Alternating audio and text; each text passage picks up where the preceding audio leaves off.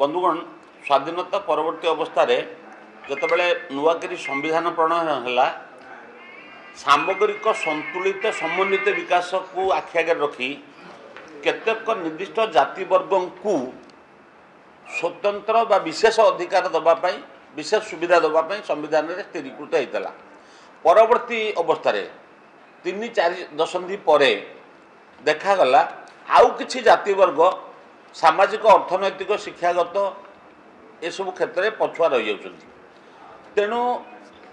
थरे गोटे कमिशन गठन होता काका केलेलकर तापर मंडल कमिशन गठन है एवं तत्कालीन सरकार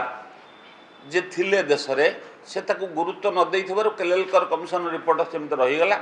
मंडल कमिशन रिपोर्ट भी रही जाइथिला 91-92 बेलू को एक कथा उठिला जे कहीं मंडल कमिशन रिपोर्ट को शीतल भंडार पकाई एवं से रिपोर्ट आधार रे आउ किछि जाति वर्ग को SC/ST को छाड़देला परे अदर बैकवर्ड क्लास बोली गोटे स्थिर करागला जहां टिके स्वतंत्र व्यवस्था दिज्व सांविधानिक व्यवस्था से शिक्षागत अर्थनैतिक सामाजिक अभिवृद्धि हम एवं समाज को जो सामग्रिक विकास रे से सामिल हे मुख्य स्रोत सामिल हे देशर विकास समन्वित विकास हो पार से परिप्रेक्षी ओडिशा रे मध्य गोटे कमिशन गठन होता केंद्र गोटे कमिशन रिपोर्ट आधार रे ओडिशा रे मध्य गोटे कमिशन है बहु वाद विवाद पर से विजुआ विरोध करते कोर्ट को जाइए कोर्ट तक मना कला रिजेक्ट करदेला नाई कमिशन रिपोर्ट देने कार्यकारी हम तेणु विजु सरकार था नवदास कमिशन गठन होता ओडिशा रे एवं से कमिशन जो किसी जाति वर्ग का नाम सुपारिश करते यही माने पछुआ वर्ग तालिकाभुक्त हेबे एवं केंद्र जो जातीय ओबीसी तालिका रे जो माने स्थानित हेले आउ किछि जाति वर्ग तालिका पर जितेबाला कमिशन राज्य तरफ देले से माने कहले राज्य रे गोटे तालिका तुम करिवो ताकू SC/BC कहब एवं केंद्र जो तालिका रहिबो ताकू OBC कहजिवो एटा अदर बैकवर्ड क्लास बोली तांको कहला एठी गोटे SC/BC socially educational backward class बोली कहगला परवर्ती अवस्था समय को सब टाइम टू टाइम तार कौन है आउ किछि संशोधन कराला किछि नुआ जाति को तादरे जोग देवा कथा हला किछि उन्नत हेतिबा जाति को बाद देवा कथा आसिला कमिशन माने बारंबार शुनानी करियार आवश्यकता भी आसिला आमे ओडिशा रे नवदास कमिशन परे आउ कोनसी कमिशन गठन न होबारु एई कथा अग्रगति हे परला ना समग्र देश को देखिले तुलनात्मक भाव में जातीय ओबीसी तालिका रे ओडिशा रे कम जाति वर्ग तालिकाभुक्त होइछन्ति जो माने मुख्य मान जो संख्या अधिका से माने मध्य तालिकाभुक्त हो पारि नांती समान धरणर माने कोन उदाहरण स्वरूप गोटे जाति 138 नंबर सिरियल अच्छी चषा खंडायत ओडपाइक ओड चषा ये 15-20 प्रकार अच्छा कालांजी दलुआ आलिया खंडायत बाड़ायत खंडायत ओडिया खंडायत ये ओड खंडायत ये विभिन्न प्रकार ना रे से पट्टार सब लिखाई किसी जाति को नहीं किसी जाति को नहीं नाहंती जातीय तालिका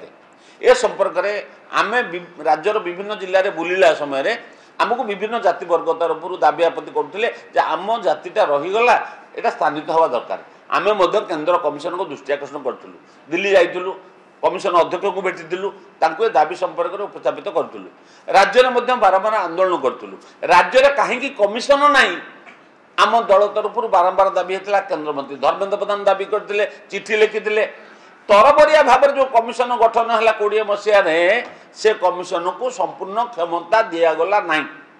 सांविधानिक दर्जा भी दिगला नहीं देखो मुझे गोटे कथा कहूँ चाहूँगी नरेंद्र मोदी देशर दायित्व ने केन्द्र में सेबे ठारू ए पछुआ वर्ग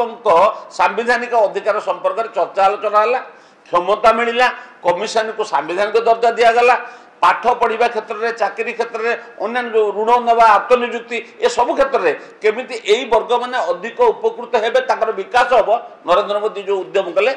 तार फलस्वरूप केंद्रीय कमिशन बहुत दिन पर बर्तमान ओडिशा आछंती आमे जो दाबी आपत्ति सब करितुलो आमे भारतीय जनता पार्टी ओबीसी मोर्चा देइतला जाति वर्ग माने देइतले राज्य रु किछि तालिका राज्य कमिशन पठेइतले से जो जाति वर्ग गुड़िक वंचित रहीगले ସେମାନେ ସେଇ ତାଲିକାଭୁକ୍ତ ହେବା ପାଇଁ ଏକ ଶୁଣାଣି କାର୍ଯ୍ୟକ୍ରମ ହେବ ଓଡ଼ିଶାରେ 29 ତାରିଖ ଦିନ। ଜାତୀୟ କମିଶନର ଅଧ୍ୟକ୍ଷ ଆସିବେ, ତାଙ୍କ ସଚିବ ଆସିବେ, ତାଙ୍କ ସଦସ୍ୟ ଆସିବେ, ସମସ୍ତ ଅଧିକାରୀ ତାଙ୍କର ଆସୁଛନ୍ତି ଫୁଲ୍ ଟିମ୍। ଏବଂ ଓଡ଼ିଶାର କମିଶନ ସବୁ ସେକ୍ରେଟାରୀ ଡାଇରେକ୍ଟର ଏବଂ ରାଜ୍ୟ କମିଶନର ସଦସ୍ୟ ମାନେ ଯେଉଁମାନେ ଅଛନ୍ତି କର୍ମ ଅଧିକାରୀ ଏମାନେ ସମସ୍ତେ ଉପସ୍ଥିତ ରହି ସେଟା ଗୋଟେ ସମୀକ୍ଷା ହେବ ଯେ କେଉଁ କେଉଁ ଜାତିକୁ ଏବେ ନୂଆ କରି ଜାତୀୟ ପଛୁଆ ବର୍ଗ ତାଲିକାରେ ସ୍ଥାନିତ କରିବା ଦରକାର। କେଉଁ କାରଣରୁ ବିଳମ୍ବ ହେଲା ମୁଁ ଆପଣଙ୍କୁ କହିଛି। ସର୍ବନିମ୍ନ ବ୍ୟବସ୍ଥା ସବୁ ରାଜ୍ୟରେ ଶିକ୍ଷାର ସଂରକ୍ଷଣ ଦିଆଯାଉଥିଲା, ଓଡ଼ିଶାରେ ଶିକ୍ଷାର ସଂରକ୍ଷଣ ଦିଆଯାଉନଥିଲା। ଗତ ସରକାର ବାରମ୍ବାର ଦାବି କରିବା ସତ୍ତ୍ୱେ ସବୁ ପ୍ରମାଣ ଦେଖାଇବା ସତ୍ତ୍ୱେ ସେ ଏଇଟାକୁ ବି ଦେଉନଥିଲେ, ଦେଲେ ନାହିଁ। ଭାରତୀୟ ଜନତା ପାର୍ଟି ସରକାର ଓଡ଼ିଶାରେ ଆସିବା ପରେ ଏବେ 11.25 ଶିକ୍ଷାର ସଂରକ୍ଷଣ ଘୋଷଣା କରିଛନ୍ତି। ବାକି ଏଇ ଜାତିବର୍ଗ ମାନେ ଯେଉଁ କେନ୍ଦ୍ରର ସୁବିଧା, ଯେଉଁ କେନ୍ଦ୍ରରେ ଅଧିକ ସୁବିଧା ମିଳୁଛି ଯେଉଁଟା ସେ ସୁବିଧା ପାଇବା ପାଇଁ ଜାତୀୟ ତାଲିକାଭୁକ୍ତ ହେବା ପାଇଁ ତାଙ୍କର ଆପତ୍ତି ଅଭିଯୋଗ ଜଣାଇଥିଲେ, ଯୁକ୍ତି ସମ୍ବଳିତ କାଗଜପତ୍ର ଦେଇଥିଲେ। ସେ ସମ୍ପର୍କରେ ଅଧିକ ତଥ୍ୟ ନେବା ପାଇଁ ଯେଉଁ କେନ୍ଦ୍ରୀୟ କମିଶନ ବା ଜାତୀୟ କମିଶନ ଆସୁଛନ୍ତି, ଏଇ ରାଜ୍ୟର ଆମ ରାଜ୍ୟର ଯେଉଁ ଜାତିବର୍ଗ ମାନେ ଆଗରୁ ଦାବି ଆପତ୍ତି କରିଥିଲେ ଆମକୁ ବି କହିଥିଲେ, ସେଇମାନେ 29 ତାରିଖ ଦିନ ତାଙ୍କ ପ୍ରତିନିଧି ମାନେ ତାଙ୍କ ନେତାମାନେ ଉପସ୍ଥିତ ହୋଇ ସେ ଦରଖାସ୍ତ ତା ଯୁକ୍ତି ସମ୍ବଳିତ କାଗଜପତ୍ର ତାଙ୍କୁ ଉପସ୍ଥାପିତ କରିବା ପାଇଁ ଆମେ ଆହ୍ୱାନ କରୁଛୁ। ଆମର କାମ ହେଲା ଭାରତୀୟ ଜନତା ପାର୍ଟି ଯୁବ ଆମର ଓବିସି ମୋର୍ଚ୍ଚା ଏଇଟାକୁ ଟିକେ ସଂଯୋଜନା କରିବ, ଏଇ ଜାତିବର୍ଗର ନେତାମାନଙ୍କର ଦାବି ଗୁଡ଼ିକ କେମିତି କେନ୍ଦ୍ର କମିଶନ ପାଖରେ ପହଞ୍ଚିବ ଏବଂ ଆମେ ତାଙ୍କୁ ସହଜ ସୁଗମ କରାଇବୁ। ସେଠି ରାଜ୍ୟ ଅତିଥି ଭବନରେ 29 ତାରିଖ ଦିନ 11ଟା ବେଳକୁ ଆରମ୍ଭ ହେବ ଏଇ କାର୍ଯ୍ୟକ୍ରମ। ତେଣୁ ଏମାନେ ଜାତିବର୍ଗର ନେତାମାନେ ତା ପୂର୍ବରୁ ଅଧଘଣ୍ଟା ଘଣ୍ଟେ ଆଗରୁ ଉପସ୍ଥିତ ରହିବା ପାଇଁ ଆମେ ଅନୁରୋଧ କରୁଛୁ। ଆମେ ବ୍ୟକ୍ତିଗତ ଭାବରେ ଫୋନ୍ କରୁଛୁ, ଜଣାଉଛୁ ଯେଉଁ ଜାତିବର୍ଗ ତାଲିକା ଆମ ପାଖରେ ସବୁ ଅଛି। ଏବଂ ଆଉ ଯେଉଁମାନେ ରହିଗଲେ ସମସ୍ତଙ୍କୁ ଆମେ ଆହ୍ୱାନ କରୁଛୁ, ସମସ୍ତେ ସେଦିନ ପହଞ୍ଚି ତାଙ୍କର ଯାହା ଦାବି ଆପତ୍ତି ଅଛି ଯୁକ୍ତି ଅଛି ତାହା ଜାତୀୟ କମିଶନକୁ ଜଣାଇବେ। 22 ମସିହାରେ